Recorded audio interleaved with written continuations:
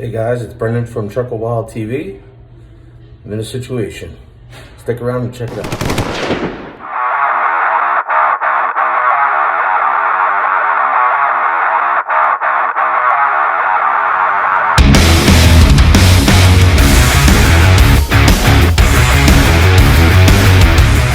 So what is up, wild truckers? Brendan here from Truckerwild TV, up in Shodak Landing, New York. Finally going to be going to make my delivery at a food distribution warehouse, and then I have two other loads, two puddle jumps booked. I got an upstate New York going down to another part of New York, then rehooking and going out to Carlisle, Pa, out to Quaker Roads for a Tuesday morning delivery. So just trying to keep my mind occupied. I got a lot of stuff going on, and it's just crazy. I got on this platform I developed and found a whole bunch of friends.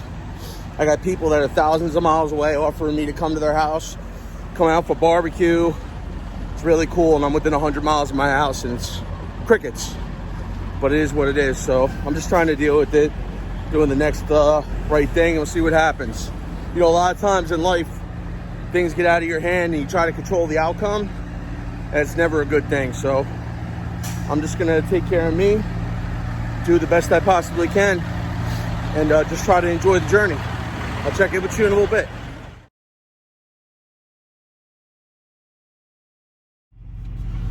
So my delivery isn't until 2100 hours, so it's only 1700 now.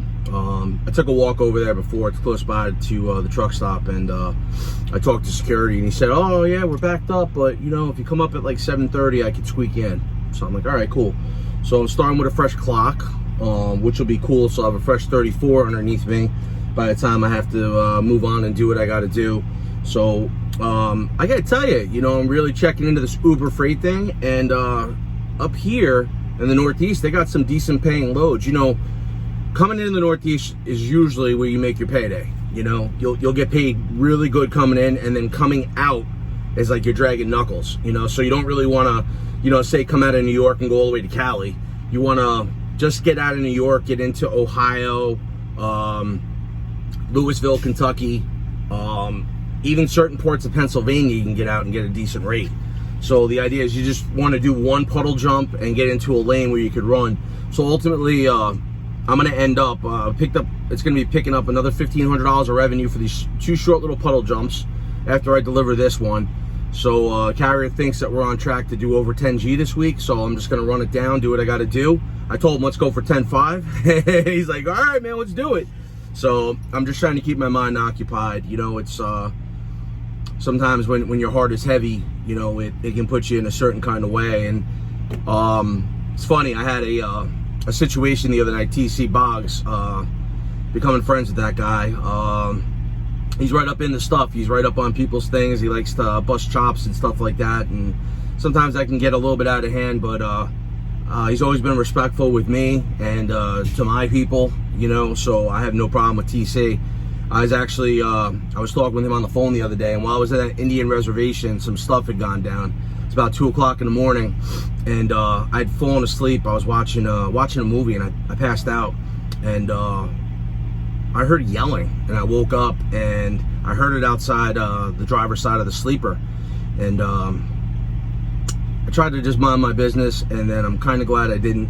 I kind of took a peek around, I saw what was going on, so I just reacted, threw on a shirt, jumped out of the truck. It was snowing, no shoes on, and I did what I had to do to help somebody else out. And while I was helping this person, the other person was going in the car, and I think he was getting a baseball bat or something.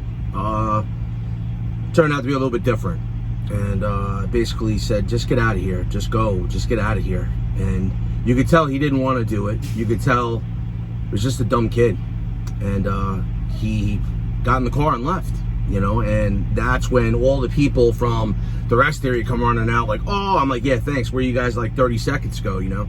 But it's funny, like, something like that happens, and like the first thing you want to do is like call 100 people and tell them what happened, some kind of excitement.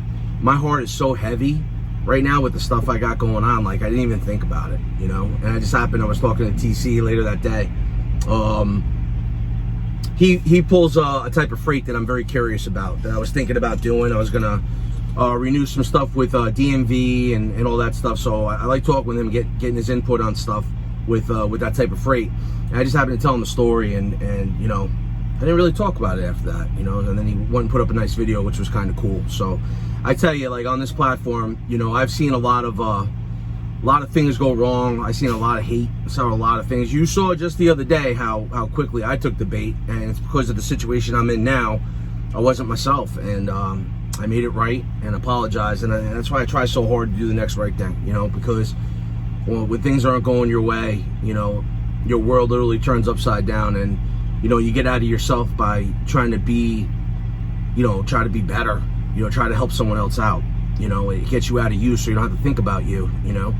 So it's like, I should be so happy, you know. I had a live last night, and I was telling everyone about, might be going down to Kansas City. JB Hunt's got a load going down there and trying to get it for like $2,550, $2,600. And a lot of people jumping up. Spectre's like, oh, if you make it down, call me. You know, it's just cool. It's cool to have like that sort of situation. A couple of my people commented and like, yo, if you come this way, hook us, you know, give us a call, give us a heads up. It's crazy how you meet and forge these new friendships and bonds, and then like legit, I'm like 100 miles from home, and it's crickets, you know. So it's like, it's hurtful. It's real hurtful. So, you know, what do you want to do when someone hurts you? You want to go hurt them back, but, you know, learn from history, it's not the thing to do. So just try to rise above it and stay in my lane and do the next right thing, and you know, just try to focus on the job or whatever. Focus on something good. You know, a lot of times you want to pick up alcohol because of it, or you want to go set yourself free, and you know what? You can light yourself on fire. It feels good for a minute, and then it actually feels even worse. So it's like, I know these things, you know. I have experience. I know what I got to do. So just the only thing I can do. It just hurts, like when you want to pick up the phone and call someone, or you hope that someone calls you and they don't. You know, especially when we're out here on the road, it could be a bad situation for you. So the only thing I could do is like, I got all these friendships, so many good guys, man. I couldn't even begin to tell you the names and the list of people that constantly call and check on me. And it's like my road family. You know, they check on me more than my own people, you know, do. So it's hurtful, but I know I'll be all right in the end. You know, a lot of good things going on, you know. So I got a proof of Peterbilt on a brand new large car, and matter of fact, after I get done doing this, I got to call my buddy back. We were talking about it because it's a heavy spec Pete. Big sleeper on it, the whole nine, all jazzed up, beautiful. I got 0-0 for up to 36 months, and then 8 points up to 72 months. So the whole idea is they want you to pay the truck off within the first 3, which is a good possibility, especially if you're out here on the road and you're running and you get in a good lane. It's real easy to do right now with the market that we're in. So like, I'm so humble and thankful, but I'm just like more or less freed. Like, I'm not as scared. I'm like just spooked about pulling the trigger on such a big note and then have the market dump out or something. You know what I mean? So like right now I'm focusing on getting my own box, getting my own wagon, and ultimately I was talking to BOC about it, you know, past couple days. I want to get something that's going to match the truck. You know, you remember when Ike Stevens had that black Peter car from Yeti? He had the matching trailer and everything like that. That's what I want. I want to have the matching trailer to the tractor. I want to have a spread axle, or I want to do a lift axle, so when I'm running empty on the in-between, I can raise up the axle, save on the tires. You know, it's like, now I'm out here and I'm paying for everything. It's the world of difference, you know what I mean? And it is what it is. Like the trailer I'm pulling, BOC's trailer, I picked it up, everything was cool, but I heard an air leak, so I found out about it, you know. And he's like, oh, just go have it fixed, it's on me. I'm like, no, dude, I'm using your trailer, bro, so no, if it's something, I got it. He was like, give me an argument about it, like, you know, I'll take care of it. And I'm like, no, it's fine, I'm using it right now, you're not busting my chops, you're helping me out. So we already have a spare can under the sleeper, but I stopped in next to this Pilot. There's a mechanical shop. I don't think it has anything to do with the Pilot, but I grabbed the mechanics here and we were talking, and he told me to spray like a WD-40 or like you know, a lubrication spray directly into the can. And he said, get inside and hit the red, pump it out. And he says sometimes it'll freeze something up, or he said flip the pancake. Now this can, you know, on the back of the brake cans, they have that little plastic piece that pulls up, so like when the wrecker guy gets there, you put a Cajun key in there and you can back off the brake.